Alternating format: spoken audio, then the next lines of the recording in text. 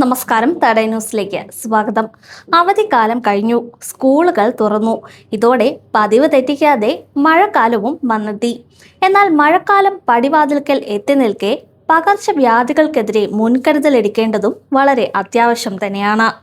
കേരളത്തിൽ കാലവർഷം എത്തുന്നതോടെ ഡെങ്കിപ്പനി കേസുകൾ ഗണ്യമായി വർദ്ധിക്കുന്ന സാഹചര്യമാണ് നിലവിലുള്ളതെന്നാണ് ആരോഗ്യ വിദഗ്ധർ പറയുന്നത്.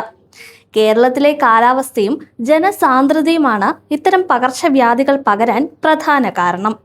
പെട്ടെന്നുണ്ടാകുന്ന കടുത്ത പനി, തലവേദന, കണ്ണിന് പുറകിലെ വേദന, സന്ധികളിലും പേശികളിലും അനുഭവപ്പെടുന്ന അസഹനീയമായ വേദന, ചർമ്മത്തിലെ ചുവന്ന തടിപ്പുകൾ, പാടുകൾ എന്നിവയൊക്കെയാണ് പ്രധാനമായും ഡെങ്കിപ്പനിയുടെ ലക്ഷണങ്ങൾ.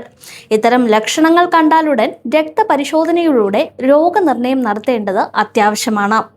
ആദ്യഘട്ടത്തിൽ തന്നെ രോഗം തിരിച്ചറിയുന്നത് ഡെങ്കി, ഹെമറാജിക് ഫീവർ പോലുള്ള സങ്കീർണ അവസ്ഥകളിലേക്ക് രോഗി എത്താതിരിക്കാനും ജീവൻ രക്ഷിക്കാനും സഹായിക്കും.